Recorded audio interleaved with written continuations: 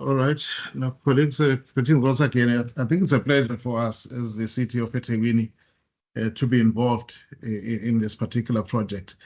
It's important, just before I go through the written notes, it's important for us in the context that we work in. If you look at the demographics of our city, obviously, we always say our city can be divided into three parts. You've got a part of the city that we say is first world if we measure ourselves against the developed countries. So that would be about a third of the city.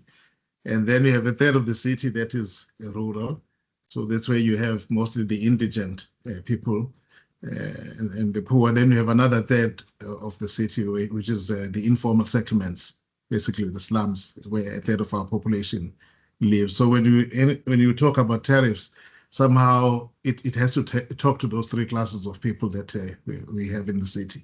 So you'll hear when I go through the notes that there's a lot of emphasis on responding to the poor in the city, because we find that quite a vast majority of the residents of the city are poor.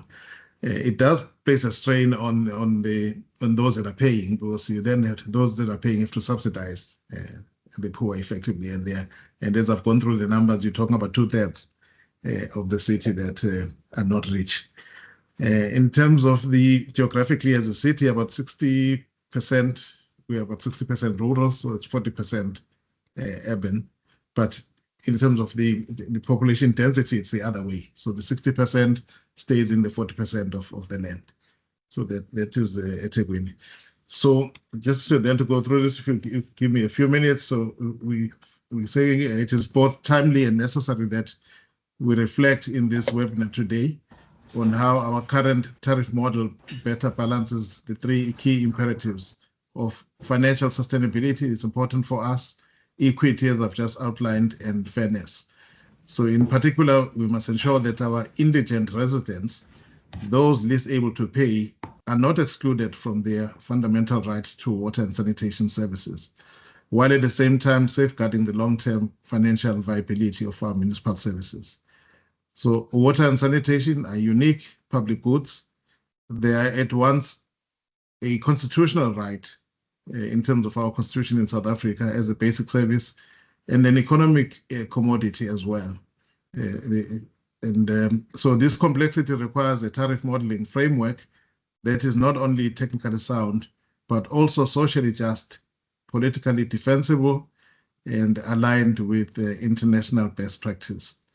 So let me then briefly take a minute or two to outline the context we are operating in. Like all major metros in South Africa, eThekwini also faces significant and growing pressures. We see rising demand driven by urbanization, migration, and industrial growth. In South Africa, we have about 8 metros. So eThekwini is a metro in the province of KwaZulu-Natal, and it's the only metro there. So when this migration happens, people will move from all over the province of KwaZulu-Natal, and they will tend to migrate to our city of eThekwini for employment and for other opportunities. And that places a strain on the infrastructure of the city. So we are facing constrained water supply with we call it the Mngeni system. The Mngeni system is a system of dams that supplies the city. That system is under stress and water quality requiring increasingly costly treatment. So we are experiencing escalating operational costs, particularly for electricity, chemicals, and bulk water purchases. So we contend with non-revenue water losses, and this is something that is a top challenge for the city, because currently we sit around 58% non-revenue water. So it's a huge, huge challenge. I haven't converted this to US dollars, but in rands, which is our currency in South Africa, that is about 2 billion rands. It's huge. Even if you convert it to dollars, it's quite a big loss financially. So which remains unacceptably high when compared to international benchmarks. So the situation is neither financially sustainable nor socially equitable. So without tariff reform, we risk undermining both the quality of water service delivery and the legitimacy of the municipality's decisions. So this is why a fair and optimized tariff model is so important. Equity for indigent households is non-negotiable, and a fair tariff must guarantee a lifeline supply, at least 6. That's what currently we're providing, about 6 kiloliters per day free to the indigent, but we would like to improve that to about 9 kiloliters per day. So second, because of cost reflectivity and cross-subsidization are essential, those with the ability to pay higher income, in other words, the higher income households, commercial users and industries must contribute more through progressive block tariffs. That's a system we currently use and we advocate for. So this will ensure that the burden of sustaining services does not fall disproportionately on the poor. Thirdly, because financial sustainability cannot be compromised, our tariff structure must recover the real costs of bulk water, treatment, distribution, and long-term asset renewal. So without this, infrastructure will deteriorate and service delivery will suffer. And finally, because governance and transparency matter, a clear evidence-based tariff methodology will reduce disputes, strengthen trust, and provide a defensible basis for both political decision-making and regulatory oversight. So in pursuing this reform agenda, we are not working alone. We are fortunate to have the support of our strategic partners, which is the UN Habitat's Global Water Operators Partnership Alliance, or GWOPA, which brings experience in pro-poor governance and ensures that our work is aligned with Sustainable Development Goal 6. So that relationship we appreciate with the GWOPA. And we also have a relationship with Hamburg Wasser. So that's where I met Claudia, and we're very appreciative of that relationship. And other partners that are working with us. The University of KwaZulu-Natal here in South Africa, Open Cities Lab, those are all our partners that we are working with. So together with these partners bring both international credibility and local legitimacy to our efforts. So what does an equitable tariff framework for eThekwini look like? For us, it means a strengthened indigent policy, as I've outlined earlier, that is our situation, so that free basic water is targeted effectively and reaches those in genuine need. It means a sharper progressive block structure or alternate tariffs so that higher consumption attracts higher charges. And it's because our resources diminishing. It means transparent cross-subsidies where the contributions of wealthier households and industries are explicitly directed to support lifeline allocations for the poor. I'm nearing the end. So it means debt management and support mechanisms for indigent households, coupled with clear education and engagement. And it means linking tariff adjustments to efficiency gains, such as reductions in non-revenue water, so that improved performance benefits both the municipality and the citizens. So the benefits of this approach are clear. For indigent residents, it means security and dignity, and therefore no family should fear being disconnected from the basic human rights because they are poor. For us as government, as municipality, it means revenue stability, stronger creditworthiness, and a defensible tariff methodology that withstands both political and regulatory scrutiny. We just had a council meeting yesterday, and there was a heated debate even yesterday around the issues of tariffs. There is what we call an infrastructure levy that we were implementing, and there was huge debates around that. There's a lot of scrutiny that is happening. So for the city as a whole, it means a fairer distribution of costs, more responsible use of scarce resources, and greater resilience in the face of climate and economic challenges. So first, what are we going to do? What do we propose then as key steps? First, we must undertake a comprehensive tariff review during the 25-26 cycle, benchmarked against both national peers and international standards. That's what we are proposing. Secondly, we must improve our indigent count mechanism, because those numbers need improvement so that you know exactly how many indigent you have. And then thirdly, we must engage systematically with councillors, communities, and businesses to build understanding and legitimacy for reform. So, and fourthly, we must adopt a phased implementation piloted in selected areas to minimize shocks and to allow for refinement as we go. So in conclusion, an optimized and fair tariff model is not just a financial tool. It is a strategic enabler of inclusive development, of service sustainability, and of social justice. So with the support from all our partners, eThekwini is in a strong position to demonstrate leadership in this field, not only in South Africa, but across Africa. So this is our opportunity to reaffirm to our citizens, and particularly to our most vulnerable citizens, that equity and fairness lie at the heart of how we deliver water and sanitation in the city. So thank you so much for listening to me, and I wish you well for today. Thank you. Thank you, Mr. Msweli. If we were all clapping, I'm sure we would clap. It was a wonderful, warm welcome, and also a powerful statement that it makes me feel very proud that we're part of something bigger, that a simple tariff tool can leverage the discussion and the very important work of setting fair tariffs that you described for multiple objectives. So thank you so much for those warm welcome and setting the context for today's discussion. Thank you very much. Thank you. I will yes, thanks. I will share just on the screen the program. So we've had some welcoming remarks from Mr. Ednik Sweli, and we will now invite Mr. Duka-Schippers to say a few words. Then he will hand over to Dr. Claudia Wendland, and then we will begin presentations at 11:30. So thank you very much for that warm welcome. I hand over now to Mr. Duka-Schippers. Thank you. Yes, thanks, Abigail. So good morning, everyone, or good afternoon, good day. Duka-Schippers from Drinking Water Company Vitens in the Netherlands. So let's hear a little bit where I'm from. I'm moderator for one of the community of practices we have at GWOPA.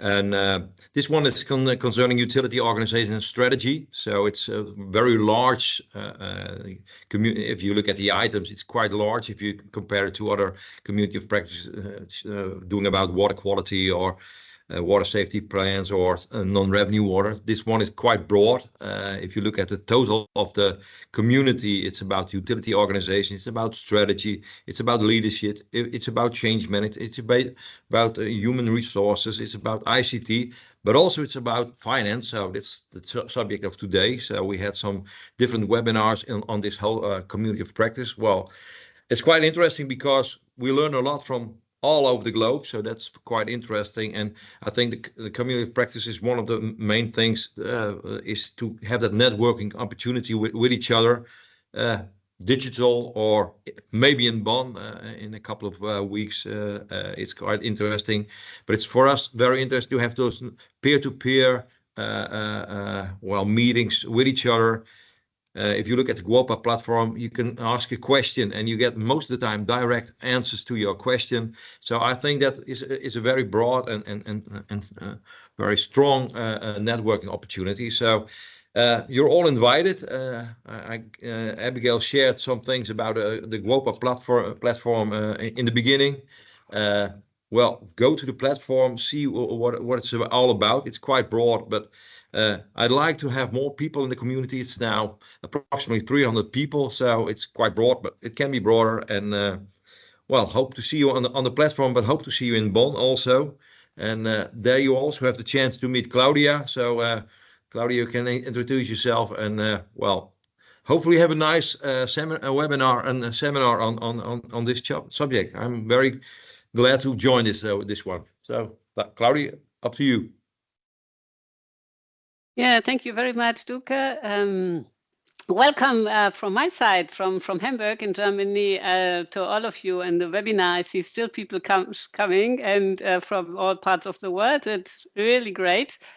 This webinar actually is today one outreach of our WOP activities that started 3 years ago. And I'm Claudia Wendland and the project manager of this WOP. It is part of the EU WOP program managed by GWOPA. And thanks to Ashmeet today, who also set up the call today from GWOPA side. Thank you, Ashmeet. Yeah, I don't want to take too much of your time because we really want to jump into the tool and to discuss that. But just maybe some background about our WOP. What is really special about this WOP and what I like is that our WOP with eThekwini it's really a multi-stakeholder partnership where not only utilities and operators are taking part, which is, of course, at the core of a water operators partnership, but also the University KwaZulu-Natal and the 2 NGOs, Open Cities Lab and Viva Con Agua, are part of this water operators partnership, and they really can contribute with their expertise, leading towards, of course, better water and sanitation services, what we are all aiming at. So I'm quite excited to see this result today of this one work stream. We have more work streams in the WAP, of course, but of this one, and I'm really looking forward that more utilities can learn and can share this tool, can learn from it, can use it, especially the different tariff models, the implications, the effects. And it would be also great that the results also lead then to implement new tariffs, of course, which are really more fair then, and which really lead to more revenues for the operators to deliver increased services and better services. So thank you very much for being here, and I'm really excited to now jump into the tool and the discussions. Thank you so much, Claudia. Thank you, Duka, as well. It helps to understand that this is a collaborative effort. This workshop was put on together with so many contributions, and this tariff tool is one of many outcomes of our WAP with Hamburg Wasser and eThekwini Water and Sanitation. So thank you for all the introductions. I welcome more people to join as the webinar unfolds. I don't think we'll have time to go through everyone's names, but please do add your name and your organization in the chat so we can see who's here and understand how to reach out and connect with you.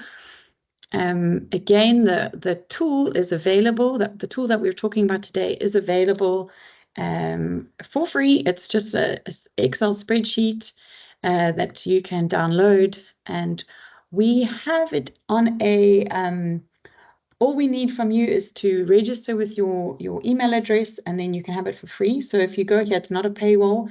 If you follow this link, you can open it on your browser and download an Excel spreadsheet. The reason we're keeping asking for your email address is so that if there is an update or if there are improvements we can make to the tool, we can share them with you so that we can share future better versions of the tool with you. And of course, you can unsubscribe at any point. But it is a free tool, no hidden terms and conditions.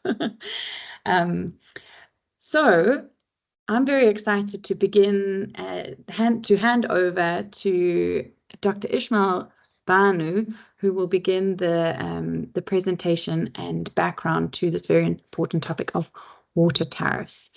Ismail, I see your camera's on already. I'm going to stop sharing it now and let you do that.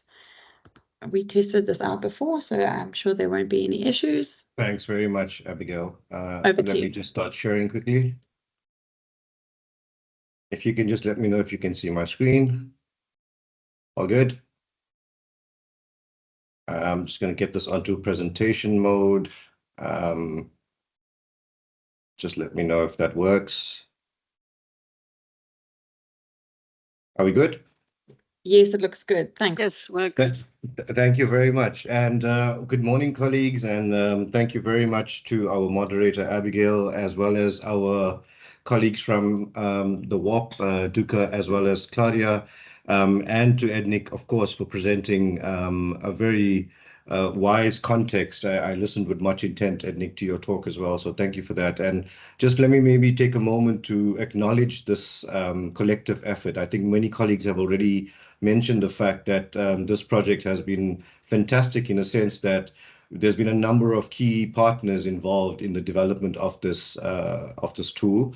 And with that as context, I think the university's involvement has largely been quite academic. So I do apologize up front if my presentation comes across to be rather academic in many respects. But our brief or our partnership in this particular WAP was to support the project with undertaking a very detailed literature review, but combining that with extending the tool once developed to a wider stakeholder base. And I think that point was covered quite nicely by Ednick as well earlier on, where he presented about the fact about the contested debates that are happening around tariff setting in the city right now. So with that background, let me kick off by maybe presenting the need. And I think, again, some of this has already been mentioned, but we are experiencing this global challenge around the growing demand for water, and the city of Durban is no different. It's been experiencing rapid population growth. It's got a very urbanized city bowl now, which contains many informal settlements, and I think the term indigent was used as well earlier on, and that's also a very critical issue for the city. We also noticed that there's an increased demand for industrial operations and economic growth. And all of these water supply challenges are continuously being exacerbated by climate change. And again, the city has not been able to withstand a number of these challenges. We've experienced in 2022, 2023, excessive amounts of floods that have happened in the city. And that has had the combined effect of impacting on the water infrastructure that supports supply as well as treatment within the city. There are obviously challenges with governance as well. There's a number of issues that can be fixed within the governance space and the institutional arrangements around water management. And the key issue right now, and I've mentioned, is that many of these impacts are actually going to be continuing, and they're probably going to get worse. And if we look at some of the climate projection figures that some colleagues are doing for studies in the city, there's no doubt that the climatic models are currently reflecting increased percentages of flooding that will happen in the city. So we really need to think about how, tariffs and the way things are actually costed for are done equitably and sustainably. So I think the key question is, and this is something that the city has been implementing for a number of years. It uses the inclining block tariff model. And that is basically a as you use, you pay more kind of model. It's widely applied in many countries across the globe. But the key question, as I've said, is will this current strategy be able to sustain itself into the future, given all of these dynamic issues that were not part of the mix in the past? And I think the key takeaway messages that we found from the review of the literature was that the current pricing systems are not extremely flexible. And the key things that future policies or future models need to look at is to have attempts around equity, financial and environmental sustainability built into this. And I think when David presents on the tool and some of the earlier work that we had done in terms of streamlining how these different aspects would define the tool that you'll see today, you'll see how we've tried to actually infuse some of these things. So the IBT model, whilst it does try to strike a balance between its objectives, as I've said, it currently does not effectively account for climate change in pricing. It does not send water scarcity signals to consumers. So we've not had a massive change in water consumption behavior. So that's also been, exacerbated by the rapid urbanization that's been happening. And of course, it's rather static in nature. So during times of, for example, flood events, there's no mechanisms within the current pricing strategy to change prices to accommodate kinds of things.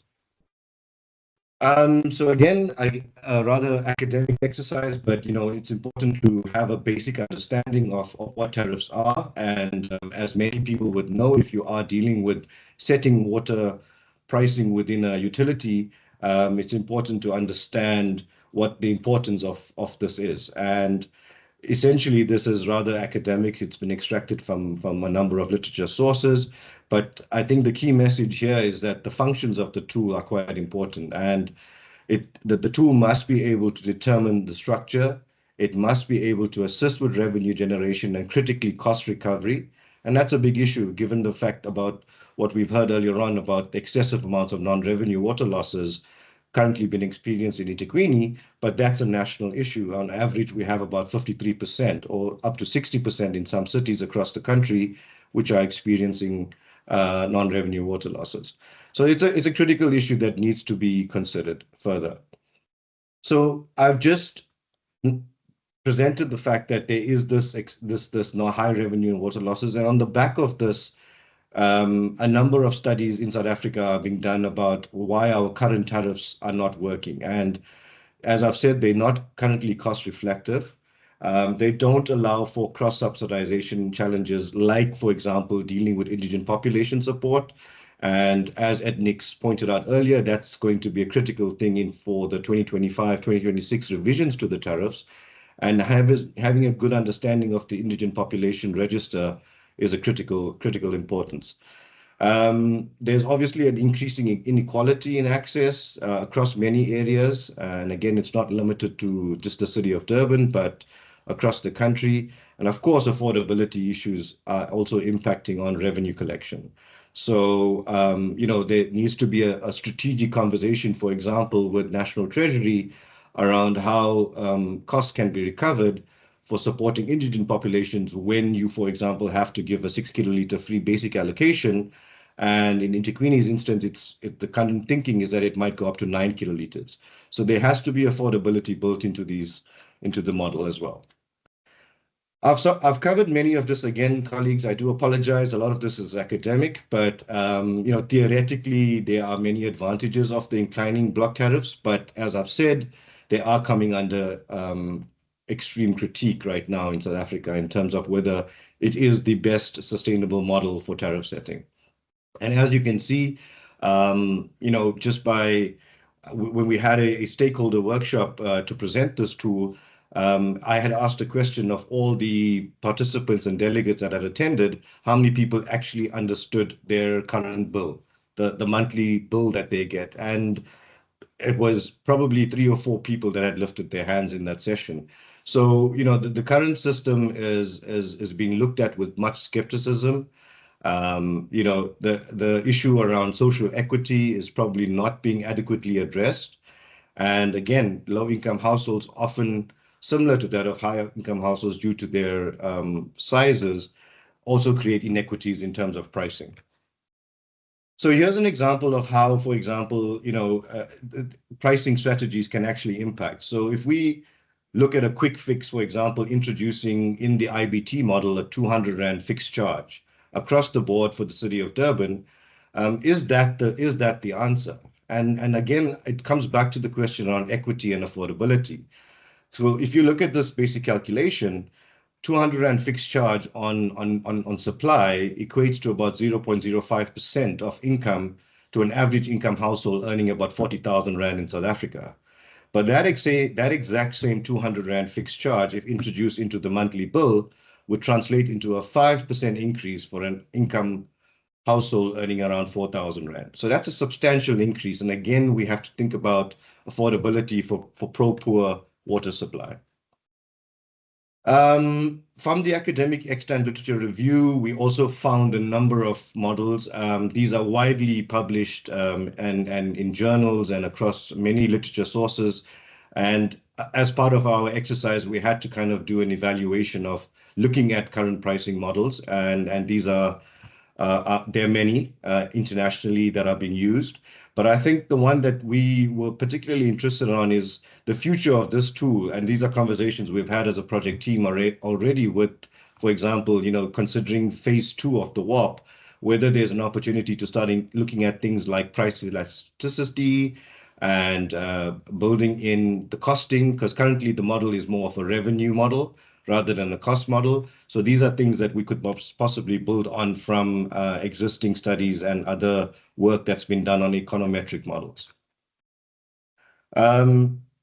Abigail, you're going to have to give me, I cannot see time, so you're going to have to give me a time check if I'm going on too long. But just for, again, context and background, some of the principles and the core aspects of academic literature that we found direct us to these 5 core things that one needs to reflect in a good tariff model. And again, I think without spending too much of time on this, my colleague David will cover this in terms of how the current tool that we have has actually infused a number of these aspects. Key elements, again, these were all defining factors in developing the tool that we have. And I'm very comfortable to advocate today that I think the current tool that we have covers many of these elements, including thinking about how we deal with this free basic water supply issue that I mentioned earlier on. And one of the things that I think is quite important is to look at how these annual tariff adjustments are done, and looking at it in the context of the municipal budget. I don't think that's been adequately covered in the current IBT model that's being done. So that is an area for improvement, perhaps with the new model that might be used. So as I've mentioned, from the literature we looked at, there are many different types of tariff models. We have volumetric pricing models. I'm not going to go through each of these, and I'm pretty sure we could share this information with the colleagues on the call if anyone's interested in this information. But the current model being used, as I've said, in South Africa and in Durban is the increasing block tariff pricing model. And as I said, while it does encourage water conservation to a certain degree, it is potentially an unfair model to low volume users, and it's currently subsidizing high volume users as well. So again, building on from some of the international literature that we reviewed, there's a number of international frameworks and guideline documents that we found, and I've just listed these here with reference sources. So as you can see, a lot of this work has been done. We're not reinventing new things here. And I think the idea behind developing an Excel-based tool was also part of that thinking, is that it should be user-friendly, it should be accessible. And I would imagine that there's billions of people that have access to Excel in any utility working in the country, across the world, that could potentially adopt this tool. Again, more literature and an overview, but I think this particular slide was very important for us to understand how other countries have performed and where they've applied the tool, different types of tariff applications. And as you can see, countries in UK, even in South Africa, as I've mentioned, are using the inclining block tariffs. We have some studies that have been done around flat rates in Canada and Norway. There's some studies that have been done on volumetric pricing in Italy, and some work being done in China and France around progressive tariffs. I'm just briefly going to mention time of use because I've got a full slide on this, but a very exciting area for development around tariff setting and modeling is the adoption on the trials that are being done in Australia currently around smart metering and adoption of time of use tariff setting. So in terms of benchmarking ourselves, again, we had to look at, how are we performing in terms of the current model? And as I've mentioned, we adopt the inclining block tariff model. But in South Africa, that's also been used in Brazil. But in South Africa, we also have the 6 kiloliter free basic water supply aspect, which is factored into our inclining block tariff model. So basically, for your first 6 kiloliters, it's essentially free, and you start paying for water as you go above the 6 kiloliter mark within thresholds of use. Yeah, just to cover very quickly then some of the best practices we found in terms of tariff modeling approaches. And I think as this is an iterative process, there is no one size fits all. There's always a need for localization. And as I've said, there's many different models out there that one can use. But the key thing for me from this particular learning from the study was the need to understand that we need to move to more hybrid models. And currently, these rather static models like IBT don't allow elasticity. So we need to look at different types of tools. And to that extent, again, our literature directed us to a number of simulation tools, online systems that are market available. And we've listed a few of them. So they are developed and can be used. And I think that's the key message, is that we need to move away towards perhaps the rather static one adoption of a particular tool to more hybrid models where we can look at different aspects around equity and affordability. Some of the key emerging best practices that we found is that cost recovery versus targeted subsidies is a really critical point. And this issue talks back to the non-revenue water losses, which is a critical issue for us here in South Africa. And subsidies for poor water supply, I think that issue really needs to be carefully looked at as we move forward. The need for smart meters. Smart water metering is a critical aspect that supports more informed 4IR AI integrated enabled systems that can then allow itself to use more smarter billing systems where there's more trust in the pricing as well as flexibility in terms of how we set this. Again, stakeholder engagement is a critical aspect, and I was really, I really want to strengthen this point that as part of developing this tool, we've had a presentation given to eThekwini at a second level management, and I can perhaps, if there's time, I can show you a few pictures. And there was really good reception from the highest level within eThekwini to adopt this tool. So the stakeholder engagement starts there. And once you've got that at the highest level within a utility, it needs to be cascaded down to all levels of public consultation.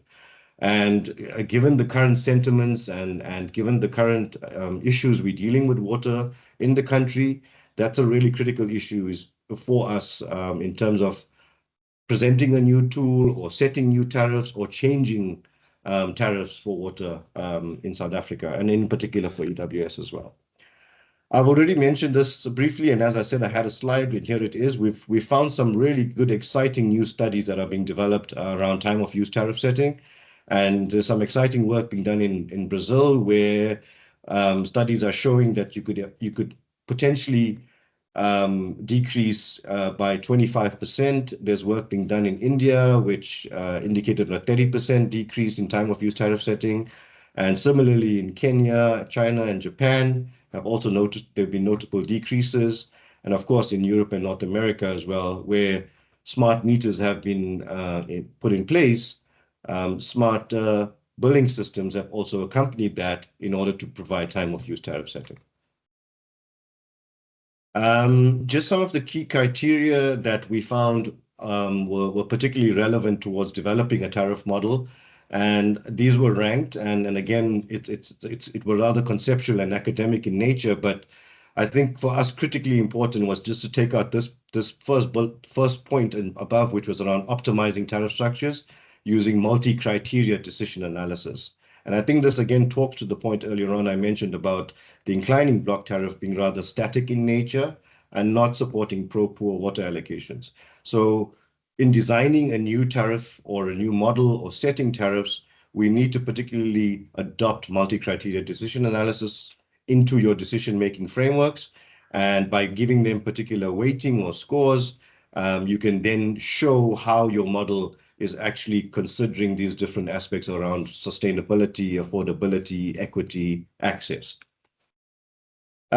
Just to share very quickly then some insights that we drew from the international experiences and a number of the different literature sources that we had reviewed. Again, cost reflective and socially sensitive design is particularly important. Analytics and integrated tariff reviews are also very important, and this talks to the need for more smarter technologies, which are AI enabled. Incentives to reduce demand in high loss zones. So that's another critical point on the back of non-revenue water losses. So smarter areas where we can understand where huge losses are, those could be incentivized to reduce their demand and of course help us with reducing non-revenue water losses as well. And we also need to improve subsidy targeting. This could be particularly relevant to indigent populations, but also to higher income areas where consumption and payments for water services are high as well. So from all of that, colleagues, we drew a couple of key recommendations for this particular study. And again, we had to localize it to eThekwini because the study was being done under this Water Operators Partnership. And these were some of our key recommendations. And I've already alluded to the fact that there was already a need for us to adopt a more hybrid tariff model for balancing the different aspects of equity, sustainability, and affordability. And in building that model, a critical component that would need to accompany it is, of course, as I said, highest level of buy-in from the political structures through to capacity building for tariff modeling within the utility, around tariff modeling, around setting, and financial analysis. And I think the last point around financial analysis is particularly important because it would be fantastic to get all of this information, but we really need to understand how that impacts on costs and how it impacts on revenue for the utility, and having people capacitated adequately to understand the implications of the data that you collect and making informed decisions is a critical part of that step. As I've said, there's a need for us to start looking at smart meters and enhancing real-time consumption data collection. And this then allows us to look at a time of use model, which can certainly support more, I would say, trust between the citizens of the city and of course, the authorities. I've particularly covered already the extensive public consultation that's needed in tariff setting and decision making.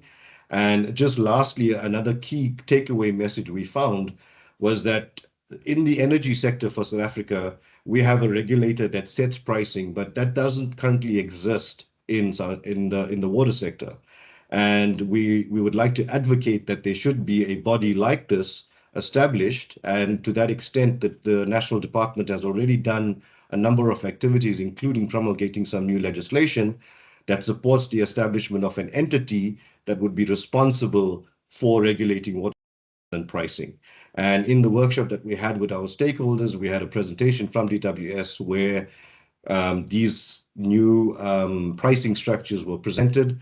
And it was really nice to see that there was good parity between what we have already done for the city of Durban and where the regulator nationally is going with setting these pricing.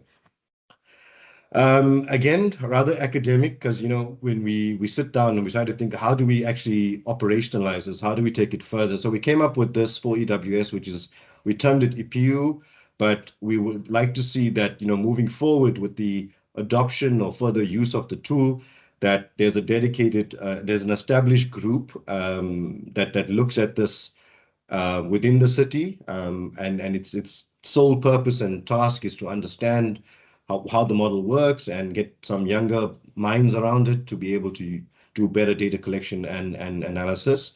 We would like to pilot maybe from the data that's collected, from the tool, pilot certain areas for example, high demand areas where you could start using different tariffs, introducing perhaps fixed charges or to disincentivize use and encourage water conservation, or vice versa. You could be subsidizing pro-poor areas where indigent populations probably don't have access to water right now. And there's many areas in the city that experience that. Partnerships are critically important. And as you could see with this particular project, it's been highly successful because we've drawn in from bringing in data scientists to bringing in university graduates and academics. And all of that collective thinking was quite impactful in producing the work we've done. So we certainly want to support that partnerships and collaborations moving forward. And then institutionalizing this is quite important with consultation and stakeholder engagement. And then, of course, we'd like to see it piloted in full scale and adopted in as many utilities globally if possible. And hopefully that would assist many utilities in the tariff setting and pricing. So lastly, just in drawing some conclusions from our external review and global practices, they offered us several insights on well-established tools for adoption, but there was definitely a need for localization. And again, as I've said, I think the tool you are about to witness as I finish my talk today, that David will cover, has really been localized in infusing a number of these aspects that I've mentioned in my presentation around the different best practices, the different areas of impact that you need to achieve with a tool. And that lends itself to the fact that there's an urgent need for tariff modeling and pricing reforms to achieve water security in South Africa. So whilst we have developed this tool, we are encouraging that there needs to be reforms around it across all WSAs. Some of the best practices require an alignment with equity, economics, and sustainability. I've mentioned data verification for demand forecasting, for example, with smart meters, strong political will and the urgent need for governance reforms, and of course, public legitimacy. That's critically important. And I think, again, having partnerships, bringing in different partners also gains you a lot of that stakeholder credibility as well. And I think just in summing up, I think what Ednic's last point was as well, and I'd like to end with that as well. From our involvement in this project, I'm extremely gratified and with much glee, I'd like to say that EWS in adopting this particular tool are very well positioned and are the leaders in adopting this digital tool for an inclusive kind of tariff setting and modeling moving forward. And I really want to commend the GEOPA colleagues as well as all the other partners that have supported this in positioning Durban and the city that we live in being the leaders on this. With that, Abigail, I'd like to conclude and say thank you very much for your attention and hand over to you again. Thank you very much. Well done. Thank you so much, Ishmael. We have saved a few minutes. So if you do want to share those pictures with us of the event and the stakeholders that participated, that would be wonderful too. I am still sharing, I hope. Yes, we can see your screen. I've actually just drawn this from our technical report, which I was busy with before the call. So this is the second level management meeting where we initially had presented the tool and we gave an overview of the functionality. It was very well received. And as I've said, people were very interested in already looking at how it can be adopted. We then had a very successful stakeholder workshop in partnership with the Municipal Institute of Learning, which is an arm of EWS. And we invited basically 14 water services authorities across KZN to participate in this. And we had a fantastic turnout of over 100 and some odd delegates that attended the session. And they were really excited. It was very interactive. We had a 2-day program where colleagues were given a number of presentations on day 1, but on day 2, they were actually given copies of the tool that Abigail's already shared with you. And we had a number of academic exercises where we came up with examples of how a person working in a particular utility would need to work through tariff setting in an indigent area by introducing, for example, a fixed charge. And that was extremely useful. And it was run over a couple of hours. And then we had our colleagues from OCL, David, run a Mentimeter on how the workshop was done, and in particular, the actual interactive session. And I will stop with just sharing this slide. I'm not sure, David, I apologize if I've taken this out of maybe a presentation that you were going to give on it. But this was the feedback that we got from the workshop. And we were extremely pleased. And further to that, we actually had a request from COCTA, which is the National Department for Coordinating all coordinating municipal services in the country, for a further training workshop, which is more one-on-one. And we're going to be discussing that with them in the future as to how we can support them with that further training. So really well received. And these were the kind of stakeholder engagement processes that allowed us to bring us to where we are today on this particular webinar to share it at an international forum. So Abigail, I have a lot more pictures, but I've just shared these 3. I hope that's sufficient. But thank you so much. Yeah, it's really, really encouraging to know that people still get excited about small Excel tools, but I know that it's way beyond that. It's not just about the tool and the training, but it's about these discussions around tariffs. And thank you so much for positioning the work that has gone into developing the tool as part of a bigger, important process. And it sits not only within eThekwini municipality, but within all water authorities or water supply authorities responsible for delivering water services and cost recovery and sustainable and accessible and fair, equitable tariffs. So thank you for putting it in that context and for highlighting the importance of stakeholder engagement, that a tool like this or processes like we've discussed bring transparency and allow for accountability and participation in the process of setting tariffs. So thank you, thank you, thank you. Sometimes tariffs and tariff modeling seems like a topic reserved for only experts or people who have some kind of like a statistics background or something like that.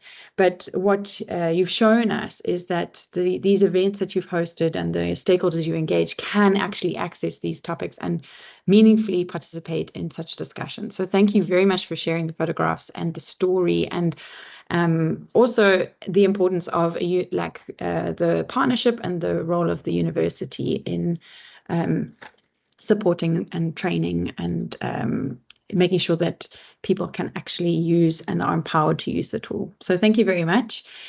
I'm sure there'll be questions around what you've researched and more work in the chat. But before I hand over to David, or David, you can already start sharing your presentation because you'll be giving us a live demo of the tool. But while you do that, I just wanted to mention that Dr. Ishmael Banu, Claudia, myself, and Mr. Dugashippers and others will all be in Bonn in October at the GIVOPA 6th Congress, the 6th Congress of GIVOPA. And this, we will be delivering training, hands-on, in-person training, just the same that Ishmael has done before with other stakeholders in eThekwini and in South Africa. We'll be doing this in Bonn in Germany in October. So if you are interested in joining, and if you're able to participate in the Congress, please find our training and join us. I know if you've downloaded the tool, you might have some questions, or you might want to share what you were able to do with the tool. We would love to see you. So at the end of this, I'll put up a slide just advertising for the WOP. I mean the 6th Congress in Bonn. But over to you, David. Dr. David Koppel is the data scientist and engineer who developed this tool. And I know you hate that I've just called you doctor. But on one of my slides. Sadly. I want to say that it does take quite a smart and clever person to produce something so simple. So thank you so much. And over to you.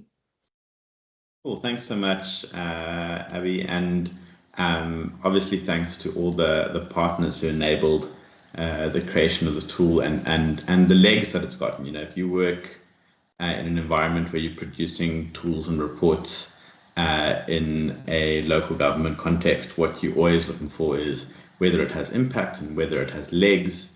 And you never really know whether a report is going to be have its conclusion read and then put aside to gather dust, or whether it's going to have some legs. And this really looks like it's tangible enough that it's going to have some sort of impact and continue to grow. But we'll get into the details now. But thank you to all the partners, and thank you to all of you here for having me to talk today. Let me make sure I'm selected on my screen here. There we go. So just to cover who I am, my name's David Koppel. I'm a private data science consultant. I market myself as an applied data specialist, and I was brought on board by Open Cities Lab, which is a full stack NGO programming company that that works with international partners and local government to produce tools like this and things that are much more complex and big, and to help have a positive impact on our world. But in this particular case, I was brought on board to create this tariff modeling tool that I'm going to speak about now. So we've talked about a lot of very broad concepts in the talks before me, but I kind of want to position the tool in the context of setting a tariff in a local municipality.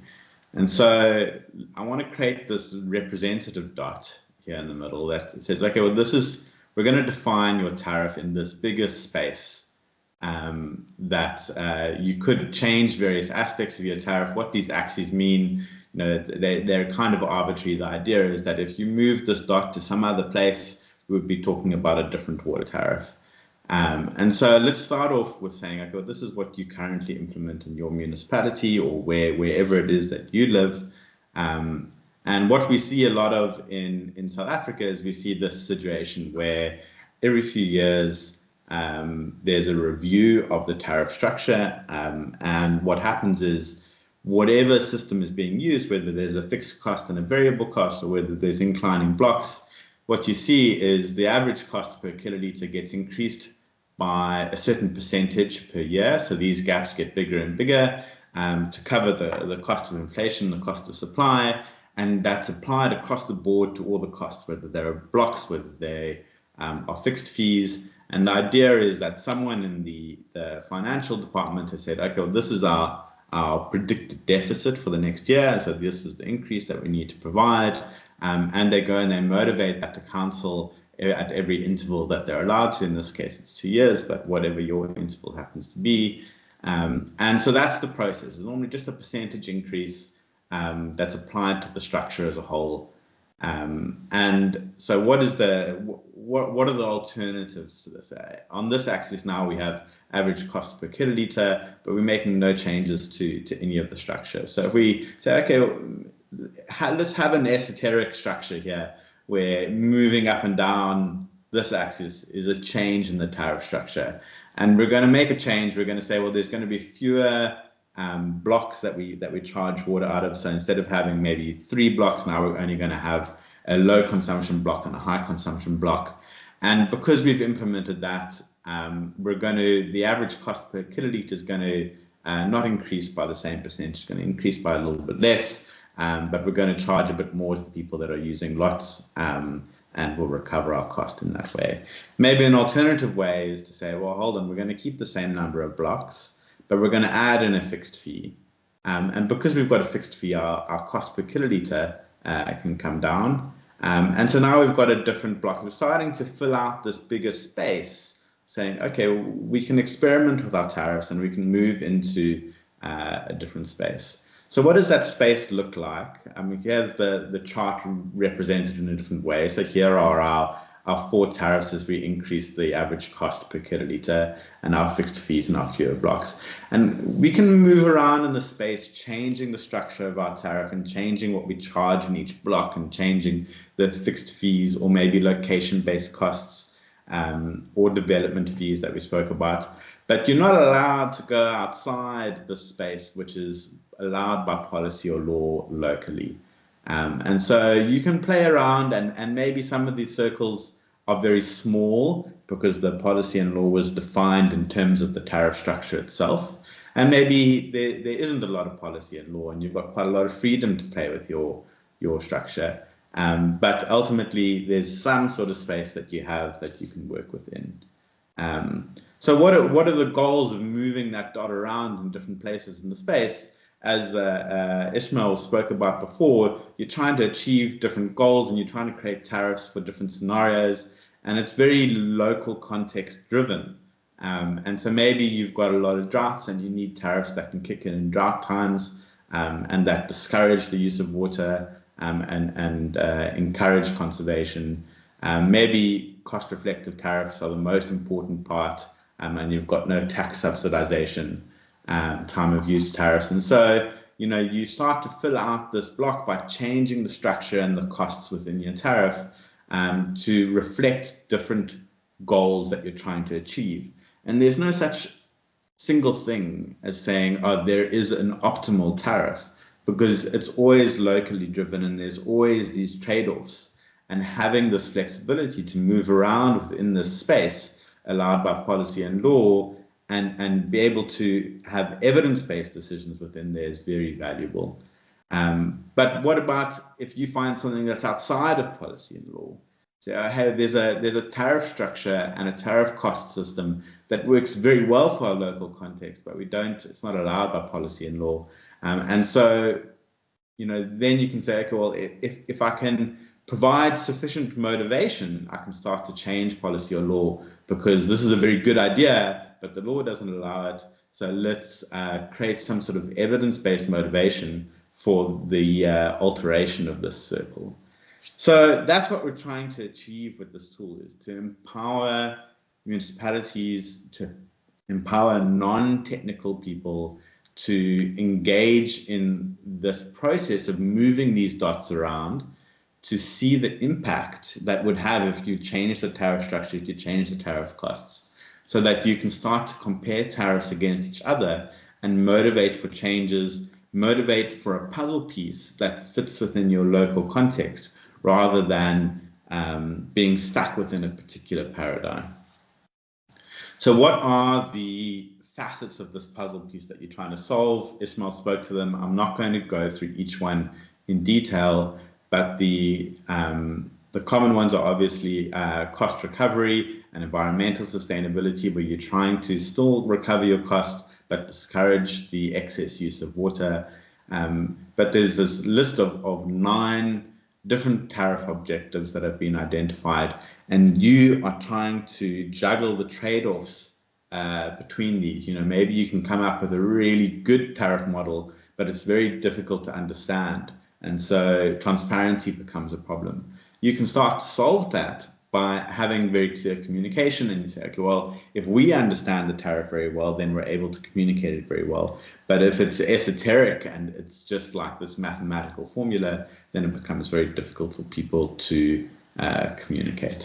And so you've got all these trade-offs that you're trying to achieve, and when you're trying to juggle that, you encounter this problem that everyone encounters, and that is that tariff structures, as you make changes to them, interact with the customer and the water consumption in this complex way. You make small changes to the tariff, you can get a big change to how the cost for individuals, the cost for the poor, and the total income, all of it becomes very complexly interrelated within the system. And so this makes it very difficult to understand and difficult to communicate the impact of these changes. And so the purpose of this tool is to allow you to experiment. It's not a financial modeling tool. It's an experiment tool where you can say, okay, if I make changes to the tariffs that look like this, what will that impact look like, and how does that compare to my existing system? And that's the purpose, is to create this sandpit, this playground, where you can manipulate your tariffs and see what the impacts are of your manipulation, rather than going on your sense of intuition about what would happen. So when you are moving these tariffs around, there are lots of different levers that you can pull to try and achieve those 9 goals. And I'm not going to go through them in detail now, but there's lots of sort of tariff structures that have been established, and the goal of this tool was to be able to simulate all of these different tariff structures without adding too much complexity that the user has to sort of be prepared to understand beforehand. But you can have just simple flat rates, you can have increasing block tariffs, decreasing block tariffs, volumetric traffic tariffs, which are just based purely on consumption, time of use, uniform tariffs where everyone sort of pays the same price every month as a contribution, 2-part tariffs where you start to combine different tariff structures together, various forms of social tariff. We've spoken about the free water provided within South Africa as part of their tariff structure, and jump tariffs, which really emphasize additional costs for people using more water. And then finally, where I think a lot of this goes is this broad category called special tariffs, where you're saying, okay, we want to match the tariffs to our population. Quite specifically, we've got this subgroup, the tariff must reflect their needs and their affordability. And so you start to tie tariffs to property value or location or aspects like that. So if we go back to our juggling act, where we're trying to move around and apply these levers, you're now kind of saying, okay, well, which tariff structure is going to pull the right levers for me and achieve the right goals? And so the purpose here is, okay, can we move these things around? And so to help with all these problems, what we've done is develop this tariff tool, which is the topic of today's talk. And so we developed it in Excel. It was a very conscious choice. This sort of tool screams out to be a web application.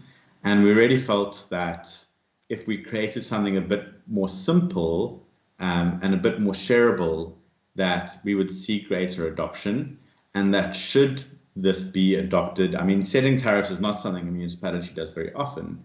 So being able to sort of get a gauge of how useful this is to people before investing in a big infrastructure where people have to create an account and have very little ability to edit it themselves, we very consciously went for Excel. And so it's portable. You can just hand the file around. There are no macros in the Excel workbook, so it's just pure Excel. So it's only as secure as you can keep that file, but if you can keep that file secure on your computer, then no one else has access to it.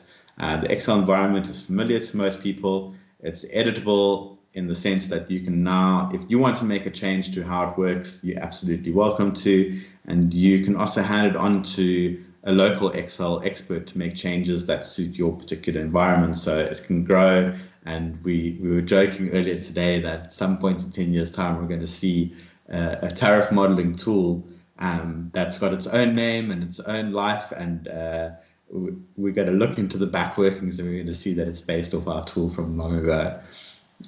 You don't need an internet connection to run it, and it's actually free for you to use. What it does require is that you've got a recent version of Microsoft Excel that's constantly updating. If you've got an old 2018 version of Excel, it won't work. And the bigger the data set you want to put into it, the more RAM you're going to need in your computer, and the faster your CPU will need to be. But if you keep the data sets relatively small, then it behaves quite quickly. And it's able to take in real-world consumer data. So you can put together a data set of your own consumers, and then it can simulate and compare nearly any tariff structure, and it's got quite a lot of room for sort of creating it and defining it and being creative yourself.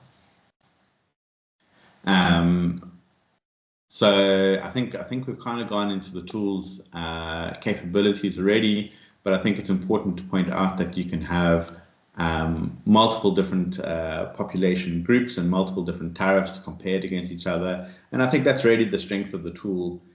Is it's not just going to say, cool, define a tariff structure and look at the outputs. It's that you can define 2 or 3 tariff structures and compare them against each other. And when you're dealing with these sort of non-highly defined outputs, these 9 goals of tariffs like affordability and environmental sustainability, those don't have very clear numerical measures. So being able to compare them against each other, say one is more sustainable than the other, that's much more possible in a tool like this. So that's the initial talk part. So the next part is going to be a live demo, and in engineering we always have advice about doing live demos, and the advice is don't do them. But I'm going to do one nonetheless. Abby, how much time do I have? You have 15 minutes. Okay, that should be fine. I think I'm sharing my screen. Yes. So I can pull this up, and I'm going to zoom in a bit. So now we're inside the tool. Abby, how's the text size on your screen? For me, it's manageable. I don't think going in any further is necessary. Okay, I'll go nice. one more step. Okay. Thanks. Okay, so we're in Excel. We're in the tool environment. This is just pure normal Excel. These are cells and pictures. If you wanted to mess this up, you can mess it up very easily. So our advice always is to make a copy of the file as soon as you get it, and keep that as your master copy. And then when you work within the file, you work with a copy of it, so that if you do mess the file up, you can always go back to an old version. But again, thank you to all our partners who've helped build this. And I'm going to take you for a quick overview of the tool, and then we're going to look at a specific example. So you start here on this Start Here tab down at the bottom, and it gives you a description and a few system requirements. And it tells you just generally how the tool works in terms of where you're going to see instructions, what type of cells you can edit and what you can't edit, and some links to different sheets, and a bit of additional information. The next sheet is a feedback sheet, and the feedback sheet has a link to a Google form. And if you do end up downloading the tool, we ask that you do provide us some feedback. We hope that the tool gains some traction and that we're able to get more funding in future to continue to develop it. There's been a lot of requests for additional features. We've got a few additional features that are listed here that we've got planned once we've got some funding to do so. but it would be great to grow this list depending on real world needs. So please do provide some feedback to us. Then there's quite a detailed instruction sheet, and the instructions are all about, saying, okay, when you're interacting with this tool, what is it that you need to edit within the tool to get the outputs that you're looking for. But the basic idea here is that we're going to define 3 different tariff structures, and what we normally advise is that that you define your tariff 1 as being your existing tariff within your municipality, and that tariff 2 and tariff 3 are 2 different options that you're going to compare against each other. And so the tool is going to output lots of charts and graphs and a nice dashboard that compares these 3 tariffs against each other. However, within each tariff, you can have up to 5 different customer categories, and each customer category can have a completely different tariff structure applied to them. And so within a particular tariff, so tariff 2, you can define for up to 5 different customer categories how you're going to calculate this tariff. I'm not going to get into all the details of the instructions. To do a full workshop on how to use the tool and work you through it, I would think that you'd need about 2 hours and definitely hands-on. The feedback we got from our last workshop was that when people first engaged with the tool, they felt very daunted. They felt like this was something that was much too complicated for them to understand. And within an hour or within even half an hour of them genuinely engaging with it and being walked through a few of the features, they really felt that actually this was not that difficult and this was something that they would be able to play with themselves. But there's full instructions here and sample calculations of how the tool works. The dashboard is the main output of the tool. This is once you've input your tariffs and input your data, you're going to spend your time looking at the output. And the output comes in the form of all these charts that summarize. We're going to go through this in detail in a few minutes, but lots of additional information for how these metrics are calculated and what you're looking to see in each of these graphs. So when you come to it, you shouldn't feel too lost. And if you do feel lost, you can always read these extra blurbs on the side. And we're going to go through the charts in detail. Before we go to the different tariff definitions, the idea is that you're going to calculate your tariffs based on real world data. And so what the tool takes in as an input is 1 row per customer of a kiloliters per month. And there's nothing stopping you from doing kiloliters per year or any other billing period you want. And then a column that defines what category each customer is in. Hypothetically, you could split a customer into 1 of 5 different times of use using this category column. So it's quite flexible. The ID isn't used quite yet. And the special data is part of the flexibility of the tool. Special data is a variable that relates to that customer or that use that month. And in this case, it's an approximation of home value. I've put in a column of how much these people earn, and the L in this case is low income. So these people have low household income, low value homes, and lower down we've got some high income customers with much more expensive homes. And we're going to do a tariff where we essentially charge based on home value at some point. All right, so now we're going to get into the actual real world example. In this case, we've got 10,000 customers, but we're going to scale that up to about 500,000 customers in the output. So it's just a representative 10,000, keeps the tool nice and quick. Abby, again, what's my time check? 5 more minutes. 5 more minutes. Okay, let's let's get through it. I need more than 5 minutes. I might run over. So we've got 3 tariffs defined. You define them in tariff 1, tariff 2, and tariff 3 blocks. And the first one here allows you to define, these are the 5 different customer categories. So each column down this sheet, zoom in a bit, is for the different customer categories. And in this case, it's high income, low income, and medium income customers. And here we define our blocks. So The first block is from 0 to 6 kiloliters of consumption.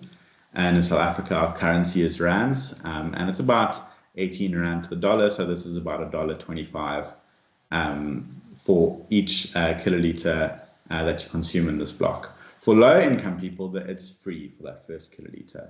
And for medium income, it's the same. So we've got a variety of blocks of consumption defined here. And the cost of consumption increases as you move to more and more consumption in this incremental way.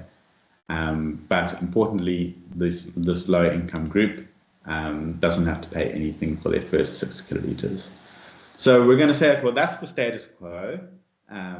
Let's compare it to a few different scenarios. So tariff 2 is defined exactly the same way. You've got the free 6 kiloliters here defined there, and you're charging the same. But for this particular group, we're saying for the high income individuals and the medium income individuals, they're going to pay an additional $10 or so per month to contribute towards the fixed fees. And so we're going to look at what is the impact of adding what is a relatively small fixed fee to those that can afford it. And the final tariff has, again, no fixed fees for anyone, the same block structure, but now we're going to do some calculations based on that special data column.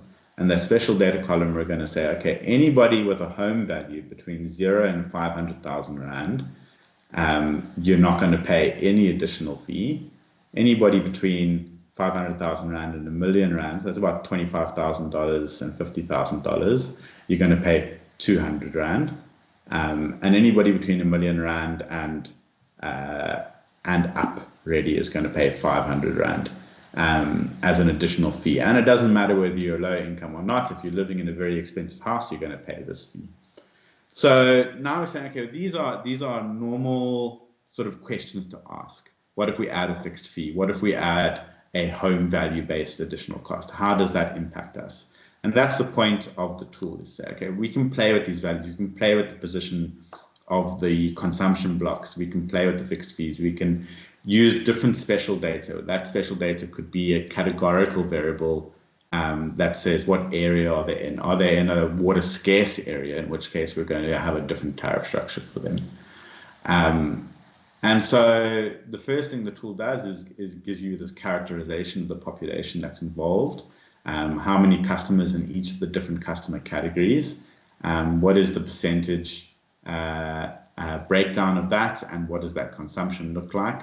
And so you can start to compare the high income customers, which are in gray here, 13% of the consumption of the customers, but 18% of the consumption. And so you can look at that comparison, and there's a breakdown in the distribution as well. So as you move from left to right here, you're looking at more and more consumption per month. And so the low income, which is the light blue, their distribution lies to the left, so they're consuming less per month. And the high income, which is the gray, their distribution lies to the right, so they're generally speaking consuming more, but this paints a more nuanced picture.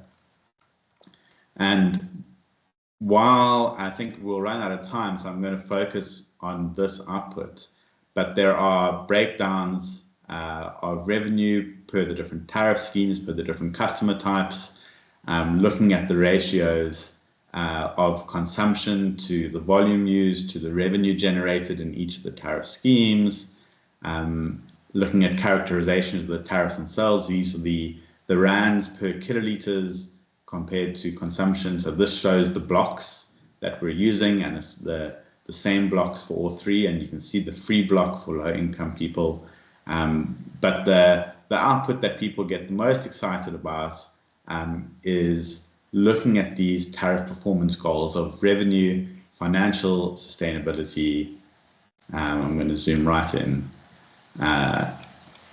Environmental sustainability, affordability, and ease of implementation.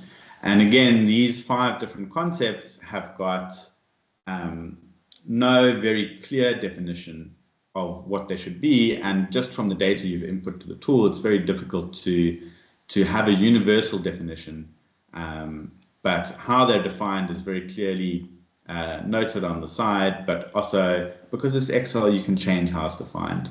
But the way this chart works is that your existing tariff is always set as a baseline right in the middle of the chart with 2 layers before and 2 layers after. And then it's compared to what we're going to call the fixed fee tariff, where we've added a bit of fixed fee, and the home value tariff, where we calculate based on home value. And now we can start to see the trade-offs that we want to see. What we would like to do is expand on every point. Everything must move outward. But what we see in reality in this particular case is that while we've improved in the orange line, we've improved revenue and we've improved financial stability by adding more fixed fees. So we're less dependent on individual month consumption. That's come at the cost of ease of implementation. We created a more complex tariff. It's less affordable. In fact, it's the least affordable, but it still penalizes people for consuming more. Similarly, the home value, we've managed to increase revenue and increase financial stability, but we've paid a price for that. We've made it more complex, we've made it less affordable, and we've kept the environmental sustainability. And I think it's very informative to look at the revenue by customer category. So the 3 different colors in this chart over here are the 3 different tariffs. And we can see that for all 3 tariffs, we've kept the revenue of the low income population the same, but we've increased the revenue coming from the medium and high income. And so the changes we've made aren't affecting the poor too much, but our total revenue has jumped from 255 million to 300 million in both cases. So we've increased our revenue by 25% by only making a very small change to our tariff structure. The real goal here is for you to be able to play with the tariffs, to be able to try and figure out for your situation, how do we grow from this blue circle out towards the edge on all the different facets that we're trying to juggle against each other. And I think that's where I'll stop, Abby. I don't know how long over I went, but I think I covered the important things. Thanks, David. You certainly did. Well done. Thank you very much for sharing the tool, and keep it open because we have a few minutes to answer some questions. And I would like to know from the audience that's here if they could let us know if they have successfully downloaded the tool, because that would be really helpful to know who has actually opened it. And I really enjoyed Barbara's comment about opportunities to get training, because training the trainer is also really important. From the user feedback that you mentioned earlier, and from Ishmael's feedback, he mentioned that people, after using it for a while, maybe 2 hours, actually feel that they do understand how it might work and can use it themselves. Do you think that the tool, that someone using the tool after 2 hours and successfully playing around with and comparing tariffs would be able to train other people? Do you think that that is an opportunity? Am I still not on this? My hope for the tool was that if you sat down with these tariff instructions and worked through it on your own, you would get to a point where it would be functional within an hour and a half. The extent to which you'd feel empowered to start becoming creative with it might be limited at that point. So having some guidance to get to the point where you can manipulate it outside of the bounds that you've sort of created for yourself, that might require some training. But I think that in reality, most people should be able to pick it up without any additional training if they're willing to invest an hour and a half reading through the instructions before they get going. Thank you. So I guess that's another advert again for our training event that will be happening at the 6th Congress of WOP in October in Bonn. So yeah, please join us there if you are attending the Congress, and it'll be really great to hear from you then, how you were able to use the tool, what you were able to achieve with fiddling around with it, and if you need any help thereafter. User feedback for us is really important. So thank you so much for participating. I don't see any hands raised, but please, if there are more questions, we have 1 more minute. I see a question from Aaron saying, thank you. You talked about the tool being able to capture the aspect of capital development for water supply systems. Have you evaluated the risk of setting a tariff that will not be afforded by the customers? So one of the sort of to-do items on the list, there are 2 to-do items on our planned features. And the one is a non-payment rate.